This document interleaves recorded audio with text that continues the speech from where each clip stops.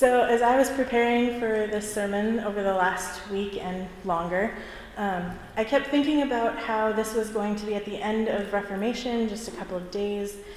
And then this last Wednesday, we had Pilgrim Wednesday, and we did this really cool Martin versus Katie live competition night and just laughed and kind of lived into the Reformation and Martin Luther. And so I spent a lot of time thinking about my time when I was blessed to go to Germany for a week. And we did a walking through the footsteps of Luther tour. And that week there were so many of my posts on social media that included #ChurchNerd. If you don't know what a church nerd is, I claim myself as one. But according to Urban Dictionary, it's simply a person who knows many things about their own church, different churches, religion, the liturgical year, or any mix of the above. I kind of see it as owning a term so that others can't use it against you. And my friends and I, the other leaders who co-partnered and led that trip, we used it as a proud label, and we allowed ourselves to geek out at certain moments, like especially when we were standing outside of the Castle Church where they nailed the 95 Theses. If you were here at Pilgrim Wednesday, you'd know what that laughter was about. When we worshiped inside of the Castle Church and at St. Augustine's Chapel, we were stunned in awe. We were giddy as we walked through the Wartburg Castle. And the whole time we were these teenagers and just said, just leave us be. Let us embrace our church nerds. But there was one moment on that trip that completely changed my understanding of what it means to be a saint and sinner. So we were standing outside of the Stadtkirche, or what is better known as the Mother Church of the Protestant Reformation. It's the church where Martin Luther preached the majority of his sermons, where Katie and Martin were married as the first married clergy couple.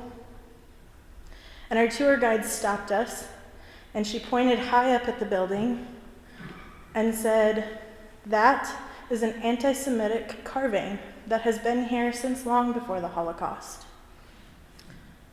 And we've left it there on purpose." And where we had stopped was right in front of these four plates. Didn't even notice them until she pointed it out. And the plates were if you look at them, they're kind of bubbling up. It's a simple sculpture on the ground. And she talked about how we can't just cover up our past. We can't try to hide it, because eventually that will bubble up if we don't deal with it. It's like a wound that festers and becomes worse. You have to talk about it, you have to deal with it. Martin Luther, we kind of lift up very highly as a saint. But on this trip, I learned more about all of his anti-Semitics that he preached at the end of his life, and how that didn't fit with what I heard in the Gospels. But just like that carving, we all have moments that mark us as sinners, where we all fall short of the expectations of God. And just like that sculpture was depicting, we could try and cover it, we could try to remove it, but it doesn't change the fact that it's there, and we have to deal with that. But see, God helped us out in saying that we don't have to do much, because Jesus paid for that. He allowed us to become saints that can look beyond ourselves while we are still sinners. It's this simultaneously saint and sinner. So if last week was Reformation, why am I talking about it today on All Saints Day? Well, it's that "and" piece of the saint and the sinner. It's the simultaneously both and.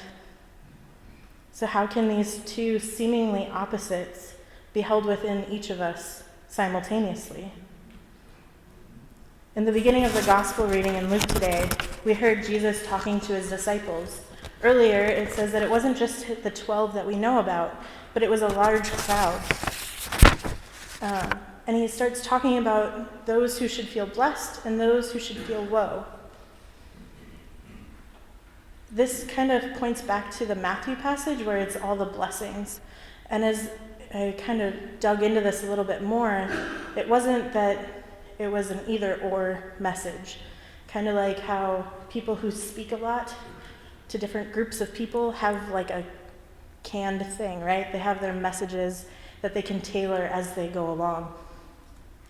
And so all of the commentaries say that we should just take this as yet another way of Jesus talking, and we'll talk into that a little bit more later. But at staff this week, we all kind of felt that this is a really nice passage for those who might be going through some hard times right now. But the woes can be kind of worrisome if you're not. And what if you feel blessed right now? And so the question I was left with after staff was, is this meant to be a comforting passage? Because what is Jesus really saying? And so thinking on All Saints Day and just looking at this face value, I kept hearing Ecclesiastes 3. There's a time for everything and a season for every activity under the heavens.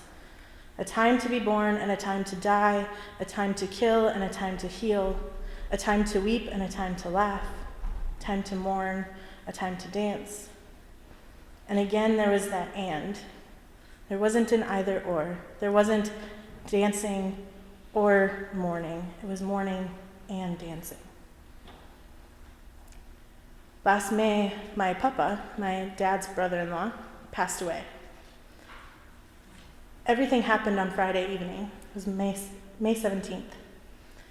But according to all of his paperwork, according to the obituary, he died in the early mornings of May 18th. My dad was with him and thought that this was very important. And when they got to the hospital, he looked at the doctors and said, "I don't care what you have to do. He did not die on May 17th. Because my cousin that was her wedding anniversary. So for my dad to say that there is a place to mourn, a place to celebrate, he wanted to make sure that he could honor that and. He was lucky to be able to choose. Sometimes you can't.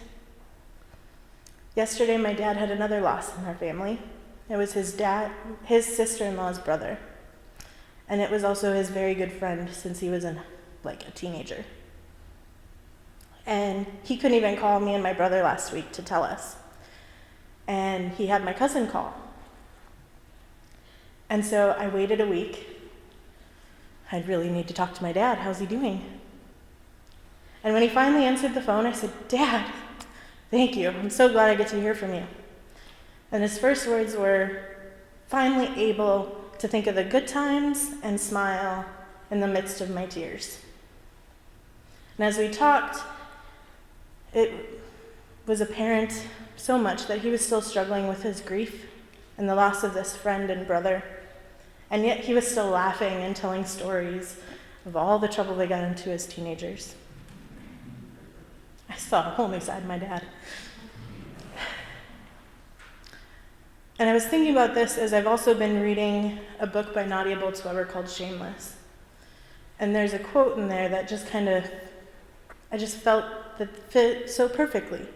When she says, "We broke into the kind of laugh that only people who are sad can manage." If you've been to funerals, you might know that, where you get to start telling stories and the smiles come out and you're reminiscing. But sometimes there's not happy, conflicting emotions. On Friday night, my mom and a couple of us went to go see the musical Miss Saigon in Seattle. Sorry if it's a spoiler if you haven't seen it. But as we were leaving the theater, Mom got a little frustrated. And she said, "I hated that ending. That was a cop-out. How could they end the story with a death scene like that?" Sometimes we experience grief with frustration and anger. And that's okay. Because as Christians, we get to believe in what's called the theology of the cross. That death is not the end. That after death comes life abundantly. And we believe that it's not the end of the story. And so we get to have grief and hope. But now if we go back to this passage a little bit more, There's the blessings and woes that are parallel to each other. And as I looked more, I said I'd get back into the depth of this, the meat of it. There's a thing in Hebrew writings called parallel poetry. So they'll take a positive and set it next to a negative to help contrast and make a point. So it had me thinking, if this is poetry, then does that mean Jesus isn't talking about physical hunger or actual money being rich and poor? Is there a greater truth about what we're to value and how we are to live? Well, as Steve said in the children's message, maybe it's about not basing it on popularity and chasing after those bubbles that pop so easily. Maybe it's what was happening in Ephesians. And it's pointing back to when you believed, you were marked in Christ with a seal, the promised Holy Spirit, that mark that we received in our baptism, so that every day our sinful selves can make a way for a newer self. And each day we get this chance to start over and try again. As tradition goes, Paul was writing this letter to Ephesians while he was in prison. And even then, he was reminding people that God has a greater plan. And he was encouraging them to remember their blessings and to continue to seek after God's will. So if we compare that back into the gospel, then we can hear Jesus continuing the second half of that after the blessings and the woes, talking about loving your enemies. And I've heard that passage before about turn the other cheek. And if somebody asks for your cloak, give them also your tunic. And in the context of the time, what really struck me about this one is that if somebody backhanded you, they only had one hand to touch people with. And so to backhand somebody would make them less than. But if you punched somebody, it made them your equal. And if you only have one hand that can touch somebody because the other hand is considered unclean, by turning the other cheek, you're actually asking somebody to make you their equal and saying either walk away and I get to have my dignity because I didn't back down, or you get to make me your equal. It's a non-violent way to stand up for yourself and yet to call out some of the things that are happening around you, right? If you're being oppressed, if you're feeling this weight, maybe this is a call to use the gospel as Pastor Steve pointed out, as a double-edged sword. Maybe it's a little bit difficult and it takes some courage. But maybe this is also a message about what God's plan for relationships looks like. Because maybe it's harder than we could ever imagine to have more grace for the people around us, those that we like, and especially those that we do not. To do good and be kind to those who may not even appreciate it. And as someone said at Bible study this week, perhaps if we actually lived this way, maybe some of the hate in the world would go away. Over a week ago, I was here with we had a funeral for Darlene Wisness. And I didn't really know her, but this church was packed. And during the eulogy, her daughter said, "How lucky are we to have so many people to call. If even sinners lead good lives, and we're called to do a little bit more, what does that look like for us? Will that look like a legacy of, wow, look how lucky we are to have so many people to call in the midst of our grief?" I'm going to end in just a second with a song that I found about 1.5 years ago called "Go in Peace."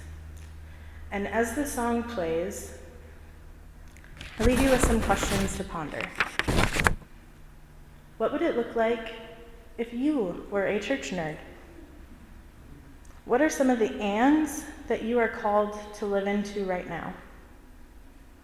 What does showing radical love to someone who is hard to love, who is an enemy, who doesn't appreciate it, what would that look like?